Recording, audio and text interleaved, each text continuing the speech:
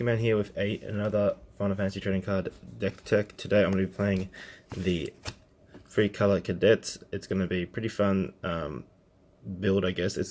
I like the fact that it has so much strength, even though it's a pretty cheap deck to make. Like with the half price starter deck that I just opened in the previous video, plus a few extra cards, I was able to make this and play it. I don't even think I broke $50 on this. It's really good.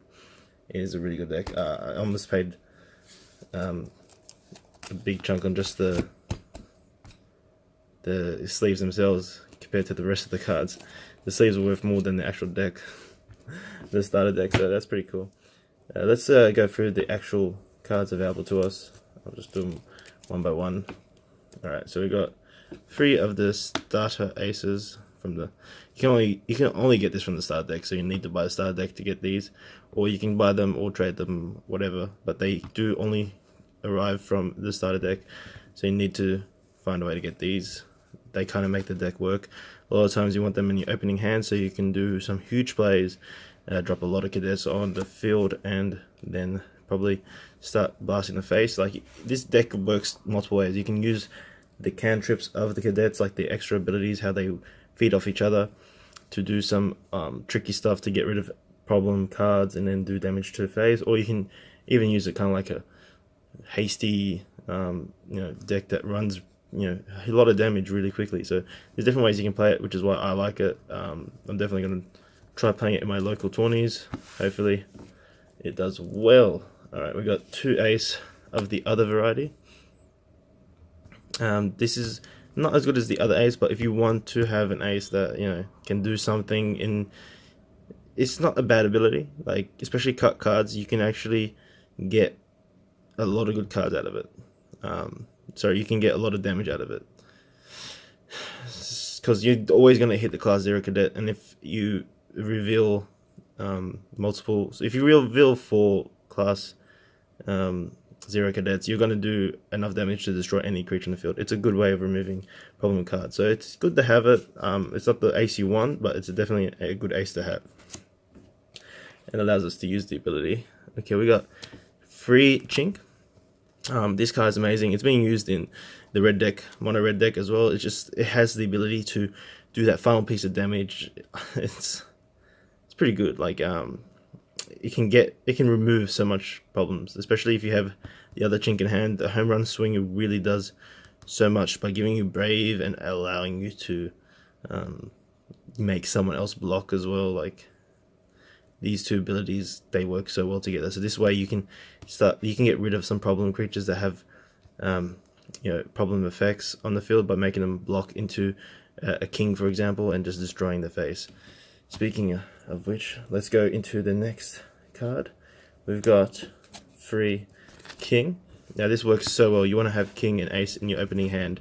That would be amazing, because this is your damage dealing card. This is what allows you to get not only you to be do damage. 9,000 is a really good amount of attack to have in this game. 9,000 is like the number you need for a lot of things, but it also gives the rest of the cadets a 1,000 pump. It's really good. And then you got point blank shot, which is just crazy, because you'll be able to just do damage to something without even using king.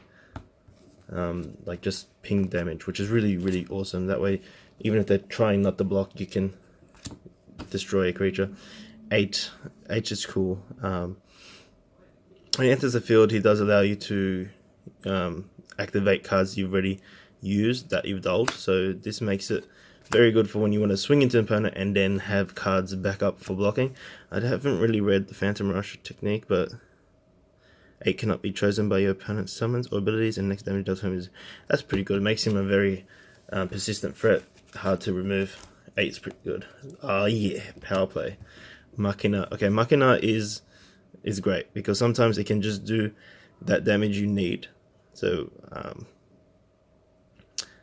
when you break an opponent's creature, you can choose 1 for the opponent controls and deal it 4,000 damage, allowing you to probably take 2 for 1.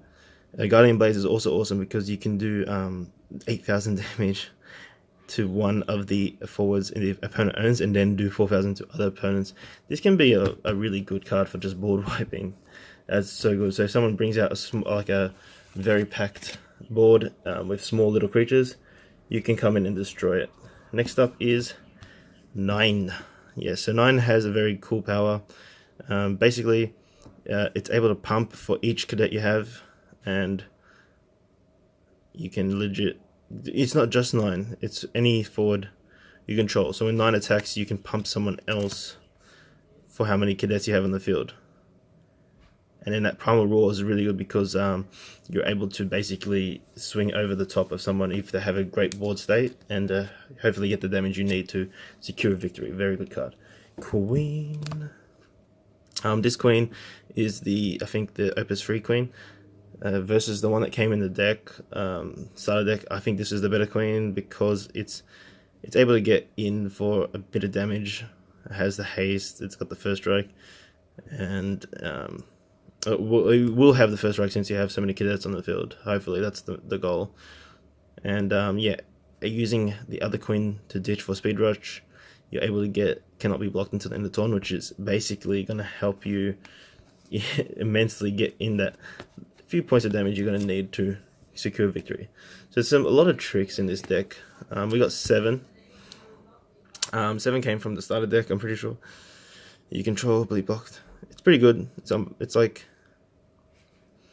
it makes some things unblockable by like creatures with damage that's able to do a lot of blocking and probably damage to your play. So this helps a lot.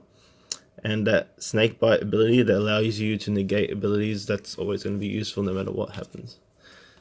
And we got size 3 of them. Yeah, it's not too bad. It helps you get over the top, do some extra damage. Black hole is pretty good because it allows you to get rid of problem blockers. Yeah, it's pretty good. Trey's also pretty good. I really enjoy Trey because he's kind of a persistent threat as well. Can't be destroyed by opponent abilities and summons, so it's there. It's an 8,000 hit that's there. I got 2 of them in my deck. Always good. Alright, if we go into backups now, we got the Cosmos, always good just for mana fixing. We got Black Mage, which is always going to be useful when you want to get rid of a problem hero, but that's like a really last case scenario kind of thing. I don't usually try to use this ability unless there's no other choice. Got 2 Sages, pretty good for the fact that when it enters the field you can give haste to another forward, which is so good sometimes, like when you're trying to use it like a rush deck. Erasure El Rasha. Yeah, it's a tutor card. You can't really mess it up. You need tutors in this deck. It's pretty good with the alternative art as well. We got 2 Caters for pinging damage. That ping damage can do a lot. Like, don't underestimate it. 2 of the Deuces. Again, ping damage really good as a backup. These backups are very awesome. Concerta can do a lot of damage as well, especially if you count that it does 4,000 damage for each job class you can job class 0 cadet you control. Damn, that can be actually so useful. Rem, it's gonna get you cards both through X-Burst, and when you play her, she's able to get cards from break zone and bring them back to your hand, so you can get the ace again. It's always good. And we got our summons now. We got Free Ifrit, which allows you to do 7,000 damage, but if you have a class 0 there, it's going to do 8,000 damage, getting rid of a lot of problem heroes and cards. But yeah, we got also Odin here, 7,000 power or less, break it. And if you have a job class 0 cadet fit forward, you can just break it no matter what it is. Very good removal. It's going to get rid of anything. Legit, play this is so good. That's my deck. That's pretty much the cadet deck I'm running. It's awesome. It looks like a lot of fun. A lot of the cards breed off each other and help each other to do some awesome tricks to get rid of problem forwards and do some huge damage. It can be used as a rush deck and as a mid-range deck. I don't think it's a late game deck, to be honest. I'm trying to figure out what to put in the extra cards. The extra cards. I'm thinking Sliff is really good because you can get that little extra 1,000 damage to all your units. But you know, I've also got Moogle things that can do that. Maybe Ramza to help just clean up the plays, get that, because a lot of the backups have extra abilities that you want to have it activated at the end of a turn, even if you use the ability during your turn. Ramza may be useful. Seymour probably might be a really good card to have as well, against rush decks, so that way you don't get blasted in the face. Maybe Riku, because she can do like 5, she can take up to 5 backups, so get the ability. If you want to use the enter the field abilities again, you can just send them back to your hand, so you can use them again.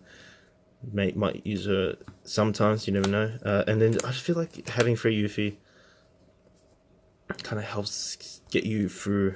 If you're finding a struggle in getting that last point of damage, maybe just swap something out for this.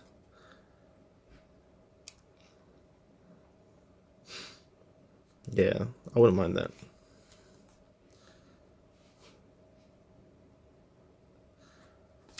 Yeah, so that's it. That's my deck. That's what I'm going to be running at my locals from now on.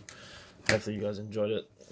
I enjoy it. I enjoy playing anything with a tribal feel, like that breeds off each other. I played the Final Fantasy X deck for a while. It was fun as well. It was more control-y though. Like, I still have it with me. And I also ran a Final Fantasy VII theme deck, because it's the best Final Fantasy game in the world. So yeah. So what do you guys think of the deck? Have you guys played the game? It's a pretty cheap deck. If you're like me, and you were lucky enough to find the starter deck for really cheap, and then just fill out the rest of the cards with pretty much cheap opus free commons and rares, it's gonna be such a cheap and fun deck to play. And if you guys have played Type 0, you know how good of a game it is, and it feels great playing with these cards in your hand. If you haven't played Type 0 yet, I recommend you play it. It's pretty cheap. You can get it for really cheap at game stores or on Steam somewhere.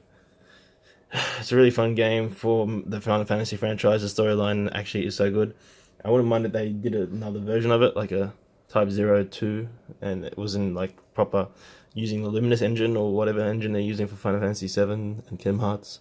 I wouldn't mind another Type 0 themed game. It was kind of took me back a bit to like the Final Fantasy 8 times. It felt like a lot more of a, I guess, team effort. I like it. I like the game a lot. So if you guys haven't played Type 0, definitely check it out. Thank you guys for watching. This is Monkey Man. If you like the video, please thumbs it up, subscribe to the channel, comment down below what you think and whether I should run maybe the 2-color Type 0 Class 0 Cadet deck, which is, I think, a lot stronger, but it does need a few more cards to upgrade it into that. So if you guys have any opinions and stuff on this deck and how well it performs, please comment down below. Thank you guys for watching. This is Monkey Man, and I'll see you guys in my next video.